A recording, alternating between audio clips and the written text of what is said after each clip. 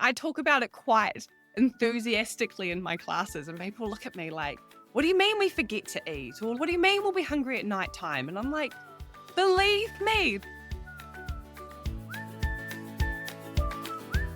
Hello and welcome to Demystifying Child's Play. I'm Ruth Furco and I'm really excited because today I'm chatting with Ali for Entwined Parenting. She's a qualified transition to parenting educator, a baby wearing consultant, and a mum to two boys, so we're in the same boat there. And with this all, I have always absolutely loved her honesty when she says that parenting is the hardest thing that she's ever done. And isn't embarrassed to say it because that's what's led her to be where she is today. Kanga training was her intro into working with mums, and from there her passion just grew. She now holds a diploma in pregnancy, birth, and early parenting education and has been facilitating antenatal classes since 2021.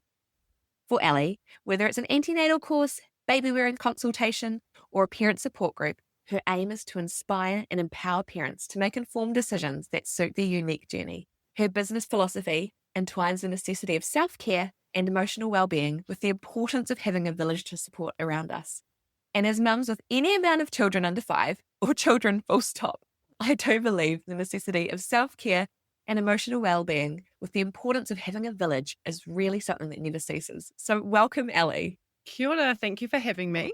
It's great having you here. Now, I have loved following you over on Instagram, and your Instagram is @entwined.parenting, if anyone wants to check it out now, for your real posts about kids, from being actually in the season with young children and helping parents feel more at ease and less guilt about what being a good parent kind of could or should look like, but also that what you do is evidence-based and absolutely practical.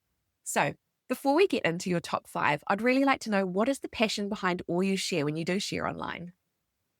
It's really just what is actually happening in my life, really. So I don't know, I guess when I first had a kid, that Instagram was full of all these picture perfect sort of mums living really happy lives with tidy households. And I was like, I'm not that. That's not true. So my biggest thing is just being out there kind of sharing how it really is, which is, whether it's me suffering with something, struggling with something, or my children just being complete little demons. I don't know. Like, it's just about sharing honestly with people. Yeah. And that's so good and so refreshing. As I said, what I've loved is your honesty through it all. And you're coming with it from a lens of knowledge, a lens of evidence-based, but a lens of a mum who's in it with us. You're not just someone saying, hey, you should do this and should do that, which is really lovely. So your expertise is around young babies, around parent education, around baby wearing. So with all of that, what would be your top 5 tips you would love all families to know when they're in the midst of those early days with a new baby?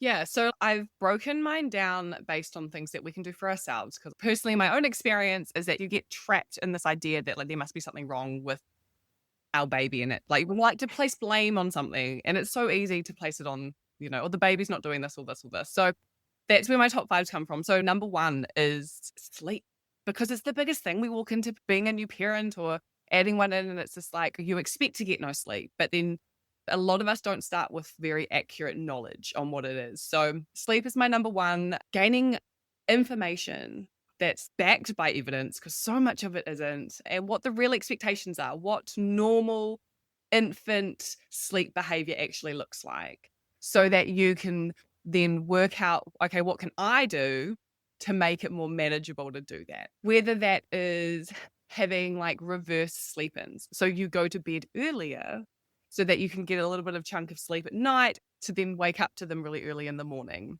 Or, you have, if you've got a partner in the house, that you do the early morning feed, and then you're like, here's the baby, and you go back to sleep. They can tend to the baby and do something else, So it's like kind of just shuffling around your life a little bit so that you can manage that season. I think that is so valuable, is knowing just the realness of it. I think you come into it and suddenly people are like, oh, my baby's sleeping through. And you're like, why is my baby broken? Why is my baby not sleeping through? And actually knowing in reality, babies aren't designed to sleep through from the day they're born. Currently being pregnant myself, I'm very aware of all the times in the night when my baby's moving around and jumping in my tummy. And I'm like, it's awake right now. Like, even while it's in utero, it's awake. And so knowing all those different ones.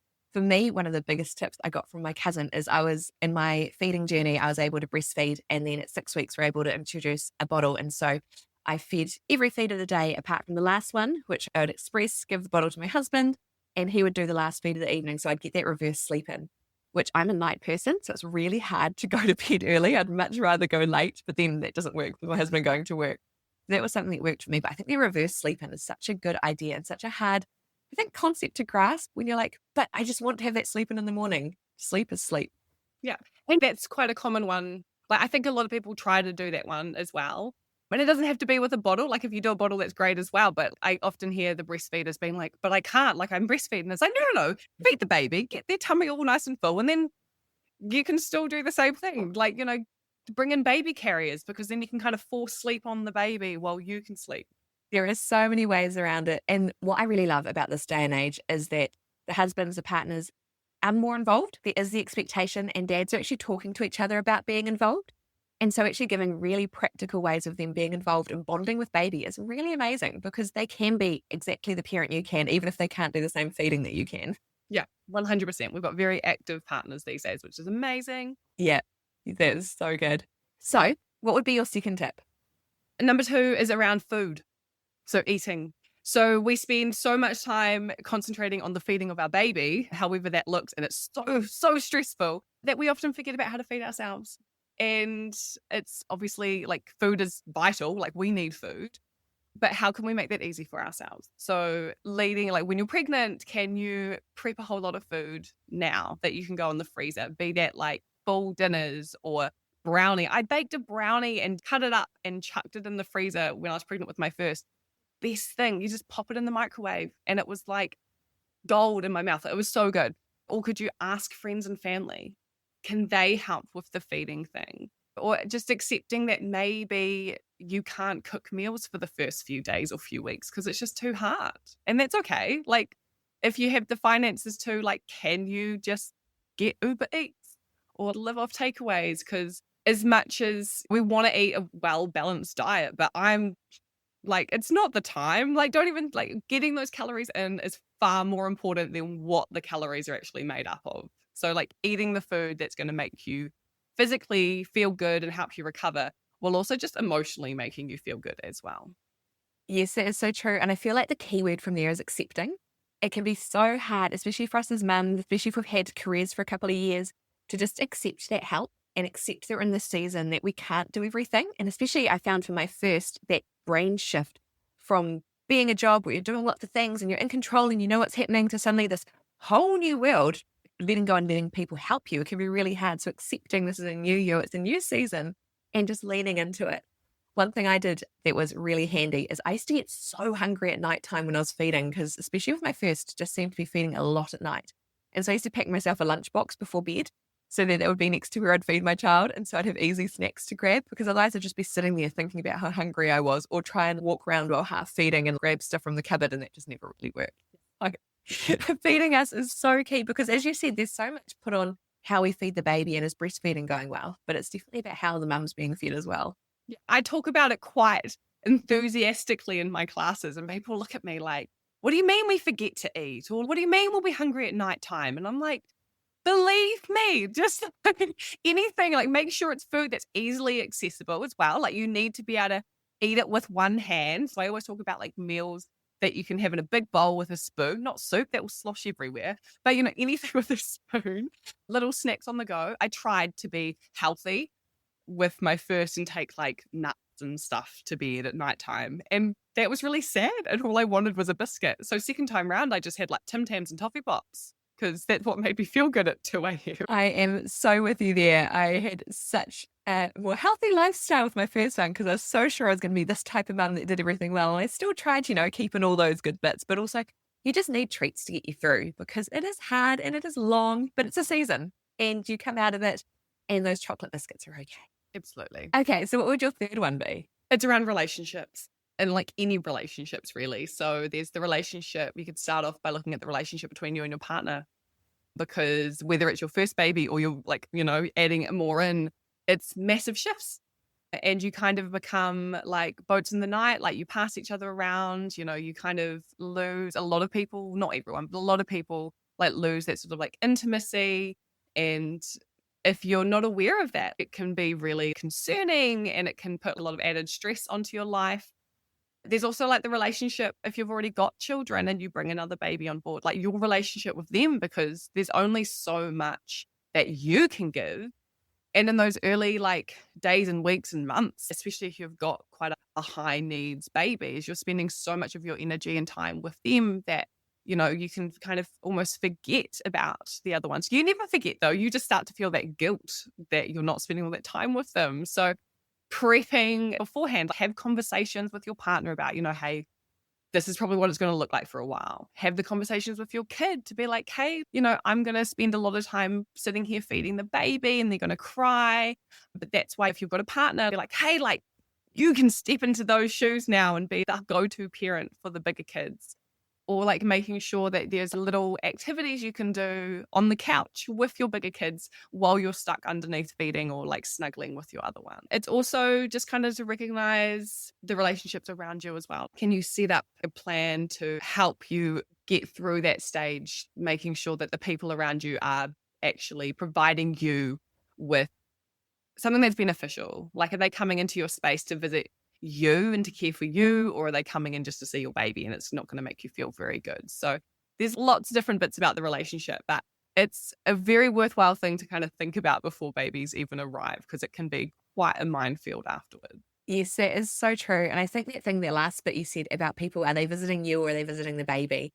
You get told when someone comes, tell them they can unload the dishwasher and they can hold the baby while you shower and do all those things. But in the midst of it, it's really hard to advocate for yourself or say, actually, now's not a good time to visit, especially those people that just turn up and they're really excited because, you want to share your baby, you want to share the excitement. But actually, you've got that bubble and you've got to protect yourself too. So it can be such a hard, fine line figuring out. And so as you're saying that, talking before with your partner, with some close friends, family, actually just knowing where those boundaries sit and kind of expectations can be really helpful. But relationships, that's such a key in our lives, but a key to think about how they're going to change and morph and continue to talk about them after the baby's born, because things do continue to change and shift as they grow older, as they go into solids, as you have siblings, just so many different parts in life that change. Yeah, no, absolutely. Always changing. Okay, so those have been amazing top 3 points. So what would your number 4 be? So I've got support, because we can't actually, we can do it alone. Like, we are powerful beings and we can do it alone. But man, we are not designed to do parenting by ourselves. And so support. So it builds on from that relationship part. Like, it's, setting ourselves up. How can we grow a village? We say that it takes a village, but where is that village? And sometimes our village can be really, really little, but it's working with that. And it's, finding what works best for us. So learning to ask for help. It's that surrendering to that I can't do it all. So I'm going to learn to say yes to things, or asking for help. I think going into my second baby, I was far more confident of being like, hey, I need someone to bring me some food. Or being like, yes, drop some food off. And I had people who, like, someone would go, can I bring you a meal? And first time I would have been like, no, I'm okay. And then second time it was like, absolutely, just drop it on the doorstep and send me a text. Like, I don't want to see you, but like, I want that love and support. And so that's the beginning stages of it. And then kind of like surrounding yourself with people who are going to support you in an honest way as well. So being able to talk openly about everything. So one of my jobs is running the parent support groups. And that stemmed from the fact that with my first baby, everything that was available for me was about like baby activities that were about the baby. And I despised them so much. I remember going along and I didn't want to have small talk with the person next to me. I wanted to be able to tell them how horrible my morning was and how hard everything has been. And instead, they were just like, everyone seemed really bubbly. And I was like, wow, I'm not coping. I'm obviously not as good as anybody else. So I created these support groups where we talk openly about everything. And it's just amazing watching a group, predominantly mums, sharing their own experiences of like a similar topic, and the room just feels lighter when other people are like, yeah, I'm going through the same thing. So that support is just so important, like the physical support and the emotional support to get us through. It really is. And I think, as you're saying, having that real time where you can talk as parents together about the hard thing. I've done parent groups with both my first and second. And the first one, there was always someone crying every session, which was brilliant because you knew you could cry and knew that it was hard and you knew that everyone was in the same boat. In the second group, I don't know if anyone cried once, like maybe once, but it was such a different vibe because no one felt like they could really share because everyone just kind of had this wall up. And so being able to break down and not be that Instagram perfect parent and not have this Instagram perfect family is so key because, I mean, who does? You've got a miracle child if everything does just go to the flow. And so, yeah, being able to actually open up and have those intentional well-being, life is crazy conversations is so key and so needed. So awesome that you're able to facilitate those groups. Yeah, no, they're my favorite part of the week. Love it. Oh, and probably one thing with that support as well is one thing I was able to lean into is that my village is really small of family that's actually near me. And so actually having daycare as part of our village is actually really legitimate. And it's something that's a paid village. But when we had our second one who needed to have surgery at 20 days old, and for me, the most relaxing thing was knowing that we could book an extra day for our son at daycare, our older one. And he was looked after, people who knew him, loved him, cared for him. And so I could actually care for my little baby when he was going into surgery. And so while having friends and family around is amazing, that actually having a paid village, which could be daycare or could be play centre or anything like that, is really important too if that's where you're at. Yeah, 100%. I don't send my son to daycare yet, but I have a babysitter and it's only for a few hours a week. And she's so important to me being able to do stuff. And we had the same with my older boy as well. I'm just an extra person who slips in and helps us out. Yeah. And I think that's a key to let people know as well, is that we don't need to do this on our own. That, yeah, the whole village thing, it looks so different in so many different ways, whether it's babysitter, daycare, family, friends, however you've got it, as long as you've got someone outside of you to support when you just need that extra, it is so good and so beneficial. Okay, rounding up, what is number 5? Emotional and physical recovery. So it kind of ties in everything. All the aspects, like my 1 to 4, it all kind of ties in with the emotional and physical recovery. So we need sleep and food to be able to allow our bodies to recover from pregnancy and birth. Those things, along with exercise, are also going to help us to recover physically and emotionally. Like exercise, getting outside and getting fresh air is so important for our mental health. And so it's kind of prep wise, it's kind of understanding the importance of the recovery stage and what it's going to look like. And it's not going out and getting right back into the exercise. It's allowing, again, surrendering to the quiet days and weeks that are going to happen first, where we kind of just need to allow our body time to rest, sit around, not do a lot, start thinking small with the recovery, like get the food in, get the water in, get the fiber in to get everything moving. Start with some pelvic floor exercises, some small little walks down the street or to the letterbox, and tuning into how our body is feeling. They tie in like the emotional and the physical. It's a really hard thing, like postpartum. If you're the birther as well, you've gone through such a minefield of changes. Like it's really, really challenging for some people. And we walk out the other end looking and feeling completely different. Our bodies might not be functioning as well as we would hope or that they once were. And that can be really emotionally challenging for a lot of people to go through. So it's understanding beforehand what our body might feel and look like afterwards, and knowing the things that we can do to help that, whether that is just simple movement, simple foods, or seeking professional help from someone like a pelvic floor physiotherapist or our GP if it's mental health or, something like that. So just being mindful about, we've got something to recover from. We weren't sick. It's not that we had an illness, but, there's so much. It took us 9-10 months to grow these babies, and then we're tired and we're not feeding ourselves. No wonder we're not feeling good, right? So that recovery is really important. Yes, it so is. And I think the word that kind of goes across all of this is the acceptance. Acceptance in all these different stages, that things are just different and they may go back to what they were like before, they may not, but acceptance that this is the season we're in now. I found, especially with that movement exercise, with my first, I tried to get back into it. I remember just walking down the road to the park with my husband in the pram. He was pushing the pram, and suddenly I realized he was like 5 power poles in front of me, and I just couldn't keep up. And I was like, I've had this baby. Why am I so slow? And then with my second one, I was talking to a pelvic floor physio, and she was telling me about the rule of 5. And I was like, what is that? She's like, first week, no more than 5 minutes. Then add 5 minutes. So the next week's 10 minutes of like active movement. Then it's 15.